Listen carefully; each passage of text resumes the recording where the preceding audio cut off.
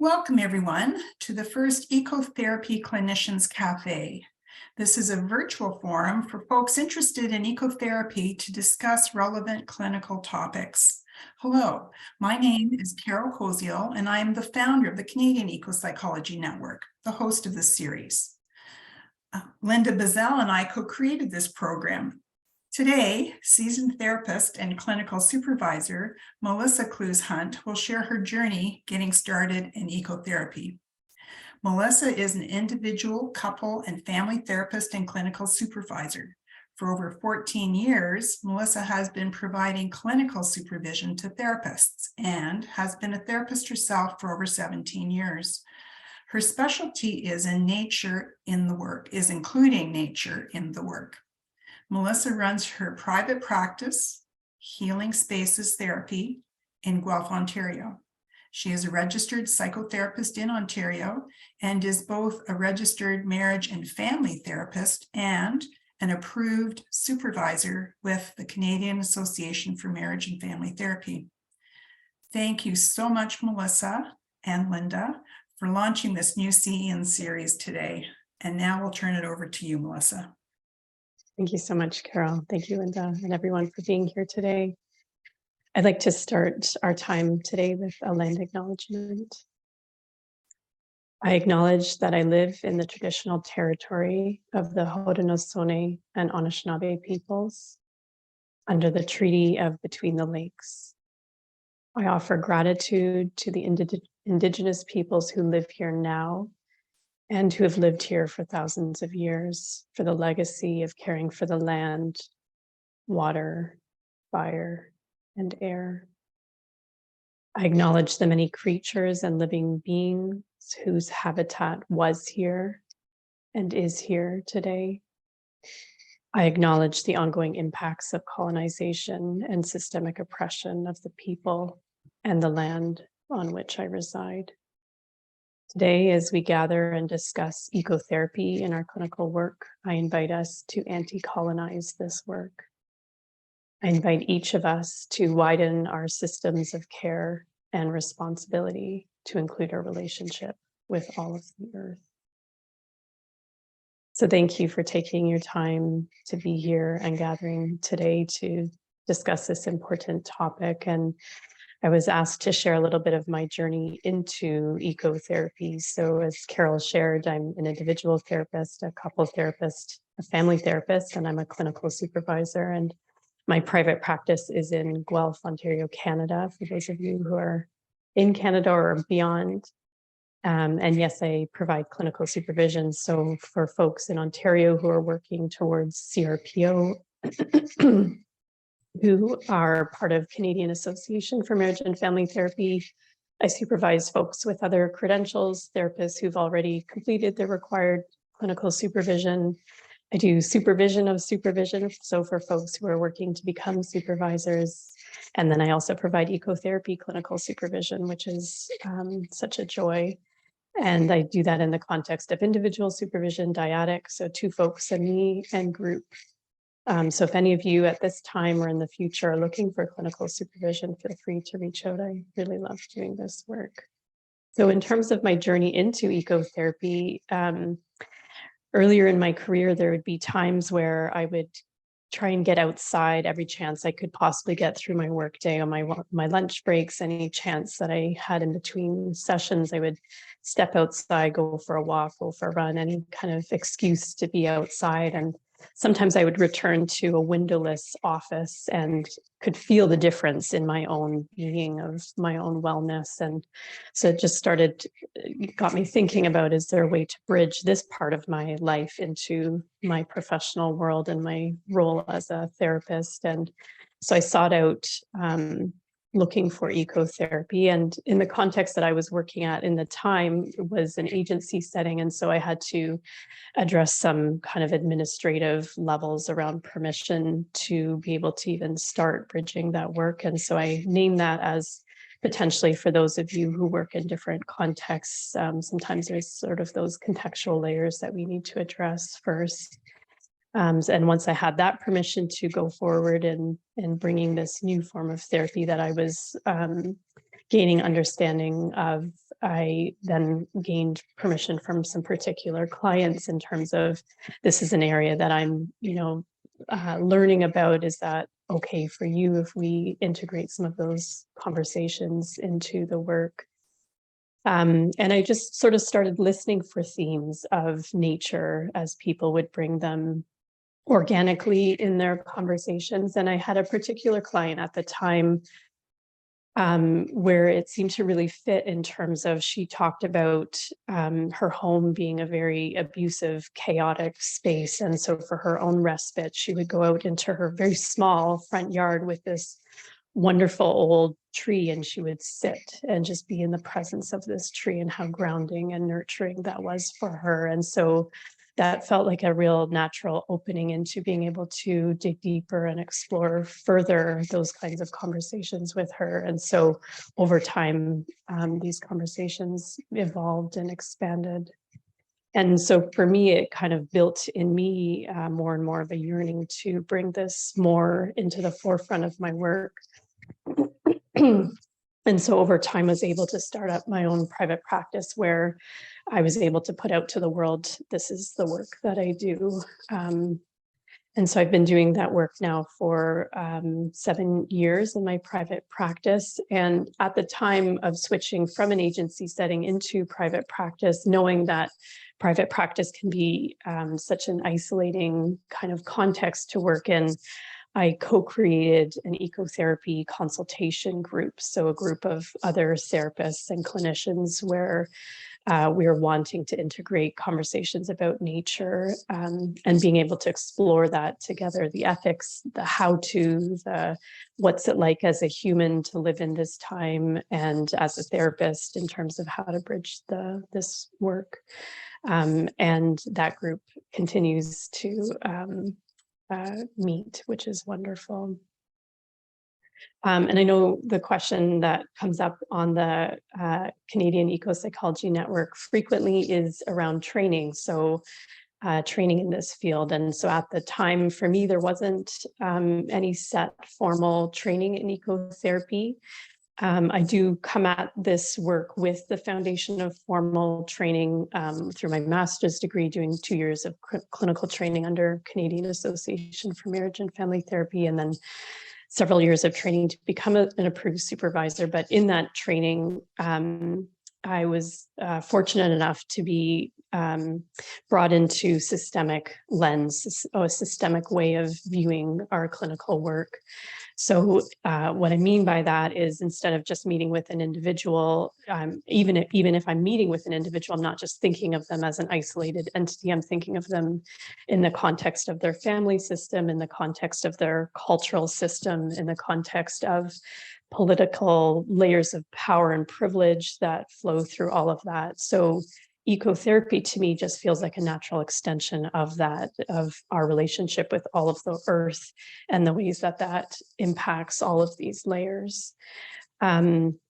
Also, I took a course online. I've done lots of reading. There's lots of wonderful, wonderful books out there. And this network, the Canadian Eco-Psychology Network, has been a wonderful resource for me as well, and for many of us, in terms of the interview series, the articles that are listed, a space for like-minded folk to come together and ask questions or raise comments. And then also I was fortunate enough to be able to train with Joanna Macy, which has been impactful for the work that I do. One piece I wanted to be sure to speak of today as well, and Linda, it's so wonderful to have you here, is this concept of that Linda shares in one of her chapters around level 1 and level 2 ecotherapy. So for those of you who've read that article or otherwise, so level 1 is this idea that we use nature. So we as therapists, as ecotherapists, we walk and talk therapy. We go out, we talk about our relationship with nature. We feel filled, our clients feel filled, we walk away, and that's the end of the relationship. So it's based in this very using the earth mentality, which unfortunately we're all too familiar with.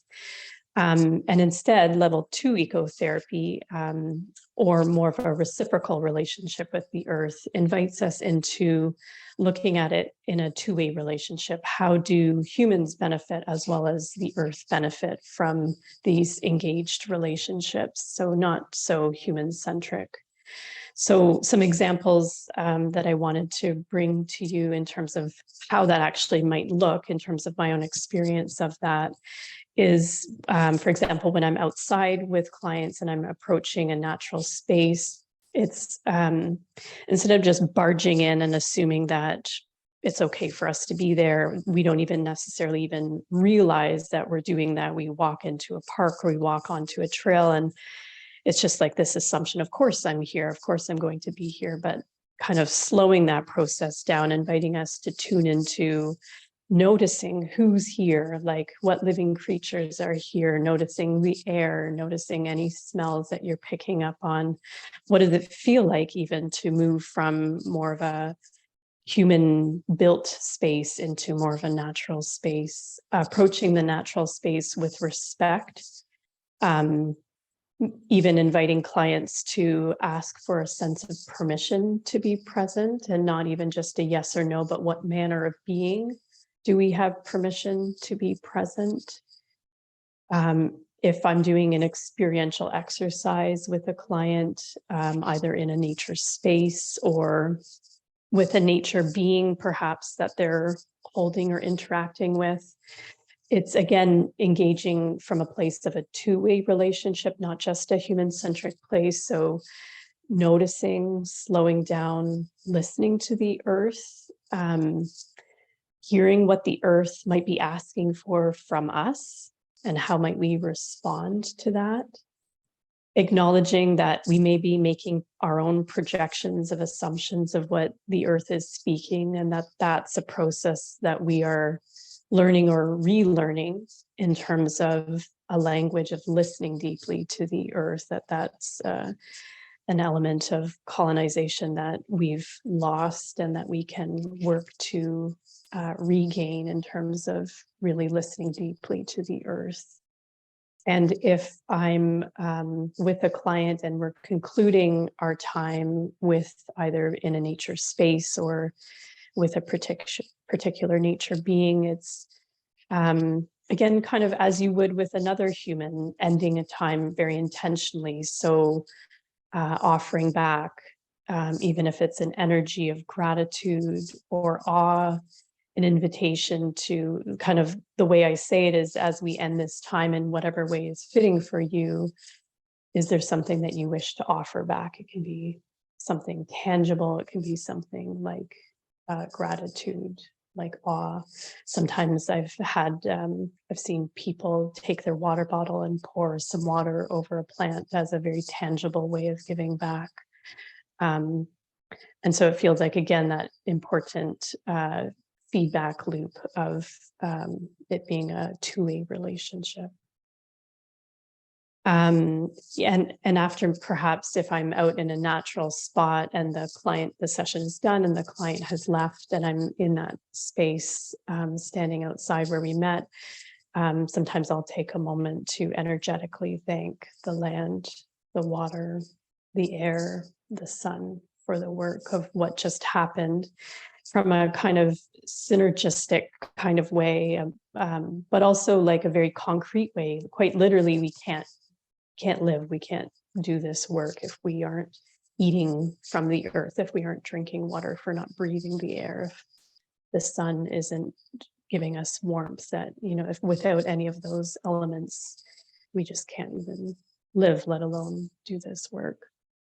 And it feels significant to name as well the magic that arises in this work as well. Again, it's Mother Earth is an incredibly powerful co-therapist. There are things that she allows to happen in outdoor sessions, nature-connected sessions, that are far beyond anything I could ever orchestrate. And so sometimes it's just getting out of the way, standing back and allowing Mother Earth to work her magic.